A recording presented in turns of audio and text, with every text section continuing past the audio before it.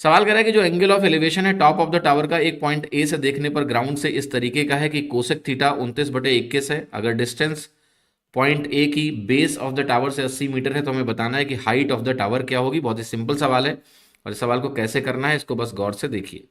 तो सवाल का डेटा जो दिया हुआ है वो कुछ ऐसा दिया हुआ है कि हमें ऐसा कुछ कहा जा रहा है कि भाई ये एंगल आपका थीटा है और ये जो टॉप ऑफ द टावर है ये हमारा पॉइंट ए है।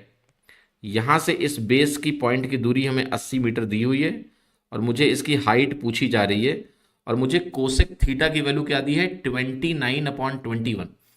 कोसेक थीटा किसके बराबर होता है? ये होता है हाइपोटेनस अपॉन परपेंडिकुलर। ठीक है, तो अगर मैं सीधी सी बात बोलूं कि मान लिया हाइपोटेनस को मैं बोल दूं एक्स, तो मुझे क्या दिया हुआ है? एक्स और एच का रेशियो प्रोवाइडेड है। ठीक है, एक्स और एच का रेशियो प्रोवाइडेड है, इसको मैं कहूंगा ये एक्स है और ये एच है और ये वैल्यू हमारी 29/21 के बराबर है। अब मजेदार बात क्या है कि अगर रेशियो में ये 29 है और ये 21 है तो पाइथागोरियन ट्रिपलेट है, क्योंकि ये 90 डिग्री होता है तो पाइथागोरियन ट्रिपलेट जो है 20 बनता है। ये ट्रिपलेट्स आपको याद होने चाहिए, ये बहुत ही इंपॉर्टेंट ट्रिपलेट है। 20, 21 और 29 एक पाइथागोरियन ट्रिपलेट है। पाइथागोरियन ट्रिपलेट का मतलब वो तीन संख्याएं जो पाइथागोरस थ्योरम को सेटिस्फाई करती हैं।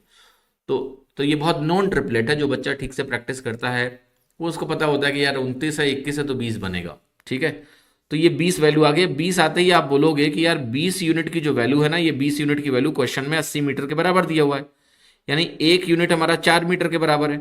20 यूनिट अगर 80 है तो एक यूनिट 4 मीटर के बराबर होगा तभी तो 80 बनेगा। तो हमसे जो हाइट पूछी जा रही है वो तो 21 यूनिट है, तो उसको भी मैं 4 से गुणा कर दूं तो ये 84 मीटर के बराबर हो जाएगा। तो आपका आंसर आ गया 84 मीटर्स।